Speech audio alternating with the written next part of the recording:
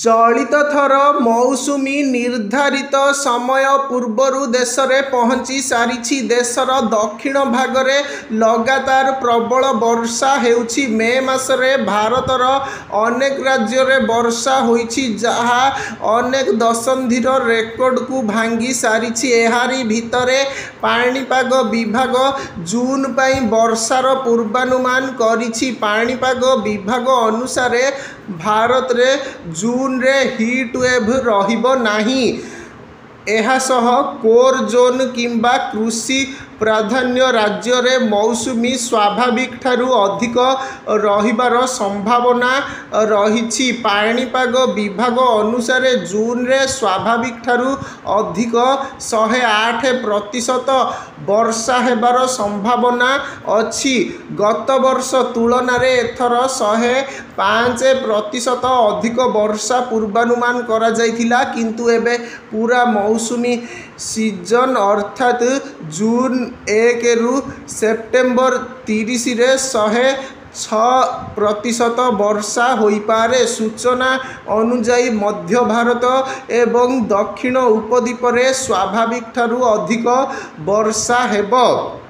सही समय रे उत्तर पश्चिम भारत रे स्वाभाविक वर्षा हेबार आशा करा जाउछि। उत्तर पूर्व भारत कथा जदि कहिबा तेबे एठारे स्वाभाविक ठारू कम वर्षा हेबो। जून मासरे देशर अधिकांश अंचल रे स्वाभाविक किंबा स्वाभाविक ठारू अधिक वर्षा हेबो।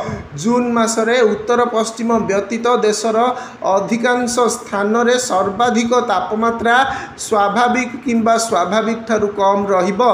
आईएमडी महानिर्देशक मृत्युंजय महापात्र कहिसंती जून रु सेप्टेम्बर पर्यंत देश में हाराहारी 87 सेमी वर्षार 106% वर्षा हेबार संभावना रही।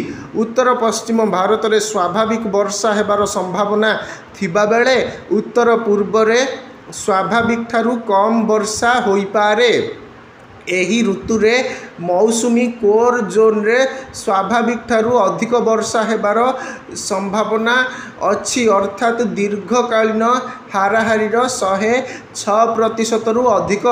एही जोन रे मध्य प्रदेश, छत्तीसगढ़, महाराष्ट्र, ओडिशा एवं आखपाख अंचल सामिल। लद्दाख, हिमाचल प्रदेश संलग्न अंचल, उत्तर पूर्व राज्यगुड़िक एवं बिहार, झारखंड, पश्चिमबंग एवं ओडिशार किछि अंश व्यतीत देशर अधिकांश स्थान रे स्वाभाविक ठारू अधिक वर्षा हेबार संभावना अछि। पंजाब, हरियाणा, केरल एवं तमिलनाडुर किछि विच्छिन्न अंचल रे स्वाभाविक ठारू कम वर्षा होइपारे। प्राक मौसुमी रे स्वाभाविक ठारू अधिक वर्षा।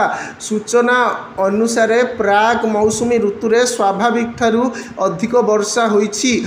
देशर अधिकांश स्थान रे जून रे सर्वनिम्न तापमात्रा स्वाभाविक ठारू अधिक रहिबो। एहार अर्थ राति रे अधिक गरम हेबो। मौसुमीर गति 3 रु 4 दिन पर्यंत एपरि रहिपारे। बंगोपसागर रे एक सिस्टम सृष्टि होइछि, एक लघुचाप क्षेत्र सृष्टि होइछि। एहा मध्य मौसुमी को शक्तिशाली रखिबो।